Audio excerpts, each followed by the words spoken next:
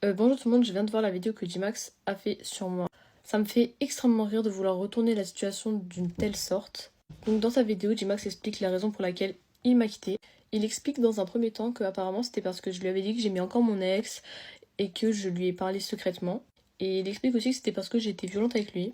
Donc déjà, pour parler de mon ex, je suis restée un an avec mon ex et je l'ai quitté en début février.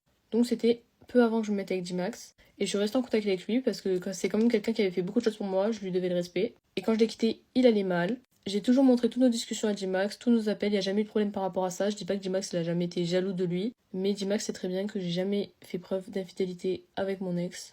Et J-Max c'est quand même une personne qui s'amusait à bloquer des filles quand j'étais avec lui et les débloquer quand on était en dispute pour me faire du mal. Donc je trouve ça quand même très culotté de sa part. J-Max, il a supprimé des discussions avec des filles pendant qu'on était ensemble, mais apparemment, il n'y avait rien. Donc ça, je m'en suis rendu compte en fin juillet, et je trouve ça très culotté qu'il fasse genre que c'est moi qui parlais secrètement à mon ex, alors que pendant que lui, il supprimait des discussions avec des filles, mais si tu supprimes, je comprends pas. Donc J-Max dit que j'ai été violente avec lui. Donc il faut savoir que chez moi, avec J-Max, il y a eu 2 disputes où ça a été violent. Parce qu'il y a eu un manque de respect, parce que, bref, J-Max m'a frappé lui aussi. Franchement, je trouve ça vraiment ridicule à croire que je suis une femme violente et qui a énormément de force et des muscles énormes comme vous pouvez le voir. Franchement, je trouve ça ouf qu'il me fasse passer pour une femme violente alors que sur une première dispute, je l'ai giflé, il m'a giflé. Et sur une deuxième dispute, il m'a frappé en premier. Et du coup, après, c'est parti plus loin. Dimax, c'est vraiment une personne qui s'est servi de moi pour les réseaux. Depuis mars, il voulait un PC, je l'ai aidé à l'avoir. Mon père lui a monté son PC, il est rentré avec en début septembre et du coup, il m'a quitté par la suite. Dimax m'a jamais rien offert, je lui offrais tout ce que je pouvais. Il s'est vraiment beaucoup servi de moi pour les réseaux.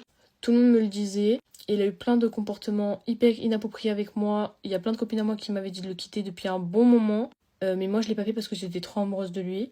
Quand il m'a quitté, il est direct allé voir d'autres filles le soir même. Il m'a bloqué de partout, il me donnait pas d'explication, j'étais au bout de ma vie. Je suis même allée jusqu'à chez lui pour au final avoir un bisou, mais qui me dise qu'il était plus amoureux de moi, mais qui m'aimait encore. Le mec était juste incompréhensible. Dimax, c'est juste un manipulateur qui s'est servi de moi depuis le début. Quand je l'ai connu, il avait 400 abonnés, aujourd'hui il en a presque 200 000 littéralement grâce à moi. Il essaye de faire genre que c'est moi la méchante dans l'histoire alors que toutes les personnes qui me connaissent savent ce qu'il a fait et savent que c'est pas lui du tout la victime. Moi j'aimerais juste m'arrêter ici et dire d'envoyer de la haine à personne. On n'aurait pas dû tout exposer comme ça sur les réseaux. Mais tout ce qui est harcèlement, que ce soit sur le physique ou je sais pas, c'est inutile en vrai de vrai donc ça sert à rien. Donc voilà, les réseaux c'est pas la réalité. Bonne soirée à tous.